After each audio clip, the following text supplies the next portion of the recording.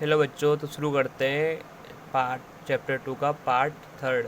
Part 2 में हमने अब तक एसिड बेस के बारे में स्टडी किया था और उनके जो रिएक्शन देते हैं मेटल्स और नॉन मेटल एंड मेटलॉइड्स के साथ, उनके बारे में अब तक हमने डिस्कस कर लिया था। अब इस पार्ट में हम पीएच स्केल के बारे में पढ़ेंगे।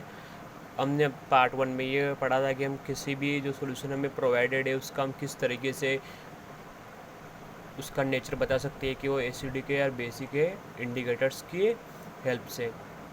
इस पार्ट में हम ये इस तरीके से जो हमें एक स्केल दिया होगा, हम उस स्केल को सॉल्यूशन में डिप करके ये पता कर सकते हैं कि वो जो सॉल्यूशन हमें प्रोवाइडेड है वो एसिडिक है और बेसिक है।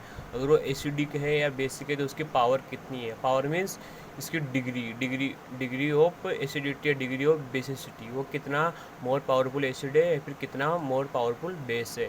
तो पीएच स्केल की हेल्प से हम इजीली स्केल में मेजर करके ये पता लगा लेते हैं कि एसिडिक है, बेसिक है, और एसिडिक है तो उसकी कितनी पावर है।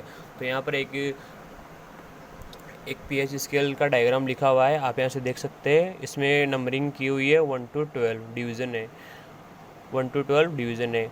1 to 7 एसिडिक है और 7 to 14 बेसिक है।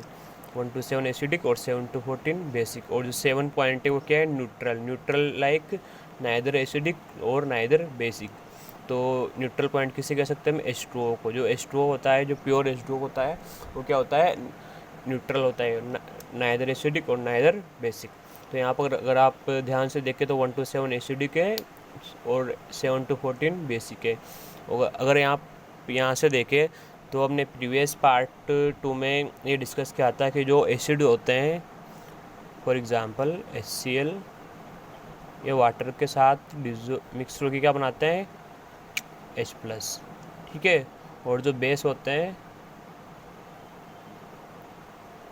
वो H2O के साथ डिजोल्व होकर क्या फॉर्मेशन करते हैं, OH नेगेटिव का। तो आप यहाँ पे देख सकते हैं कि जो एसिड क्या रिलीज करते हैं, H+, और बेस क्या रिलीज करते हैं, OH-। तो आप देख सकते हैं कि जो 1 to 7 है वो एसिडिक स्ट्रेंथ 1 to 7 क्या होती है, डिक्रीज होती है। 1 to 7 एसिडिक स्ट्रेंथ डिक्रीज होगी। तो और जो 7 to 14 है वो बेसिक स्ट्रेंथ इंक्रीज होगी।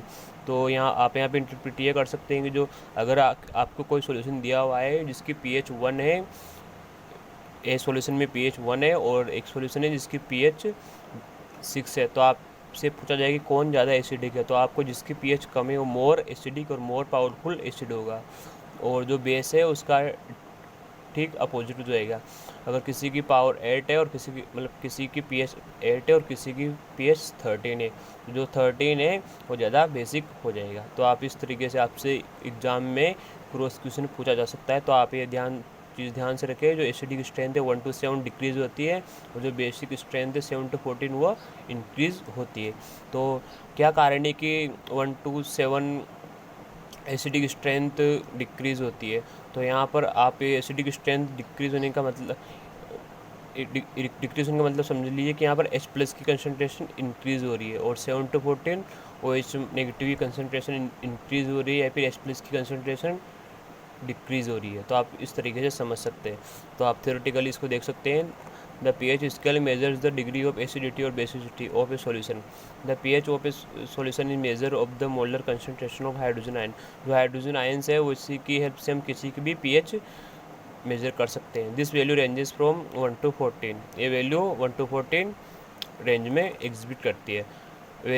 वैल्यू बिलो 7 एसिडिक प्रॉपर्टी मैंने आपको बता दिया। वैल्यू एवो 7 basic property, value 7 exhibit neutral property. 1 to 7 H+ concentration increase होती है जिसकी वजह से pH इंक्रीज होता है। 7 to 14 H+ कंसनट्रेशन डिक्रीज होती है या फिर OH नेगेटिव की कंसनट्रेशन इंक्रीज होती है जिसकी वजह से pH बढ़ता है।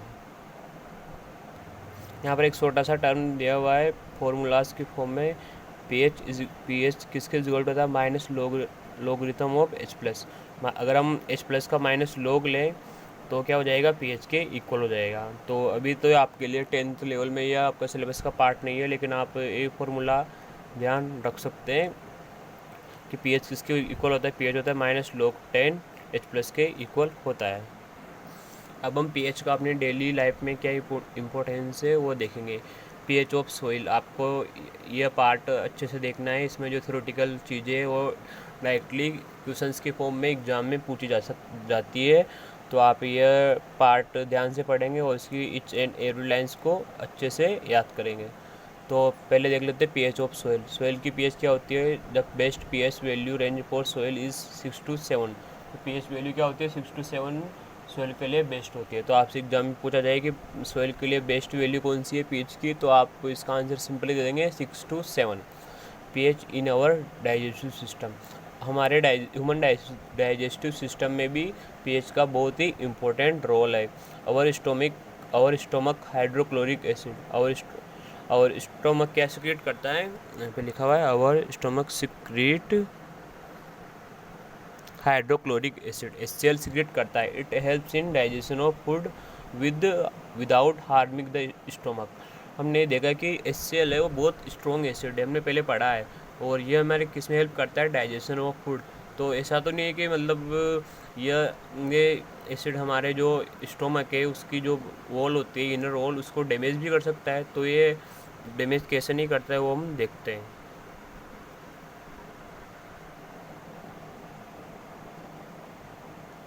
Without harm the stomach, during the indigestion the stomach produce too much acid.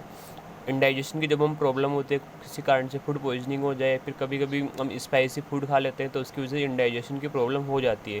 तो उसमें क्या होता है? प्रोड्यूस टू मच एसिड, बहुत ज़्यादा एसिड सिक्रेट होता है, एंड दिस कॉजेज पेन, उसकी वजह से पेन होता है, एंड इरिटेशन हो जाता है। To get rid of this pain people use bases called antacid. जब हमारे स्टोमक में बहुत ज़्यादा एसिड का सिक्रेशन होता है तो हम उस एसिड के सिक्रेशन को न्यूट्रलाइज करने के लिए क्या यूज़ करते हैं? एंटा एसिड। एंटा एसिड क्या होता है? एंटा एसिड बेस होते हैं। जब बेस और एसिड आपस में रिएक्ट करते हैं तो क्या हो जाता है? न्यूट्रलाइज हो जाते हैं, अपने इफेक्ट को म्यूचुअली अनइफेक्टिव कर देते हैं, उसको इफेक्ट को न्यूट्रलाइज कर देते हैं। The anti acid neutralise the excess acid, जो एक्सेस एसिड अपने डाइजेस्टिव सिस्टम में रिलीज हुआ था उसको ये न्यूट्रलाइज कर देते हैं। Magnesium hydroxide, milk of magnesia, a mild base is often use. Anti acid की फॉर्म में हम किसी यूज़ करते हैं magnesium hydroxide, milk of magnesia. ये आप ध्यान से याद करेंगे, एग्जाम में पूछा जा सकता है कि हम एंटा एसिड की फॉर्म में किसको यूज़ करते हैं, तो हम मैग्नीशियम हाइड्रोक्साइड या फिर मिल्क ऑफ मैग्नीशिया को एज एंटा एसिड यूज़ करते हैं। इसके बाद नेक्स्ट टॉपिक है pH change in cause of tooth decay. जो हमारे जो आपने देखा होगा कि जो कुछ बच्चे या कुछ एडल्ट्स होते हैं उनके जो टूथ होते हैं उनमें डीके हो जाता है, वो ख़राब होने लग जाते हैं, वो ब्लैक या फिर येलो कलर के हो जाते हैं। तो उनका जो मेन रीज़न है वो भी क्या है? PH change. तो पीएच चेंज कैसे होता है आइए देखते हैं। Tooth decay start when the pH of mouth is lower than 5.5। जब भी माउथ का पीएच 5.5 से कम होता है तो टूथ डीके स्टार्ट होना स्टार्ट हो जाता है। The tooth enamel made up of calcium hydroxyapatite the tooth enamel made up of calcium hydroxyapatite. जो टूथ इनेमल होता है वो हाइड्रोक्सीपेटाइट का बना होता है। ये क्या होता है? एक crystalline form of calcium phosphate. आप ये कह सकते हैं कि जो एनिमल होता है वो कैल्शियम फॉस्फेट का बना होता है। Is the hardest substance in the body, हमारी बॉडी जो है उसका हार्डेस्ट सब्सटेंस कौन सा है? इनेमल है, टूथ इनेमल। तो ये क्वेश्चन पूछा जा सकता है, ये जनरल साइंस का क्वेश्चन है कि जो अपना टूथ इनेमल है वो किसका बना होता है? वो कैल्शियम फॉस्फेट का बना होता है, और वो हार्डेस्ट सब्सटेंस है अपनी बॉडी में। Bacteria present in mouth produce acids bye degradation of sugar and food particle remaining in the mouth after eating. जो बैक्टीरिया हमारे माउथ में प्रेजेंट होते हैं वो क्या करते हैं? जो हम खाना खाते हैं, कोई भी मीठा स्वीट चीज़ें खाते हैं तो उसमें जो शुगर प्रेजेंट होती है वो उसका डिग्रेडेशन करके एक एसिड रिलीज़ करते हैं, और एसिड क्या करता है? हमारे जो टीथ है उनका डिके स्टार्ट हो जाता है, और जिसकी वजह से क्या होता है? जो हमारे दांत है, जो हमारे टीथ है वो ख़राब होने लग जाते हैं, उनमें जो कीड़े लगना स्टार्ट हो जाते हैं। तो इसके लिए क्या करना पड़ता है?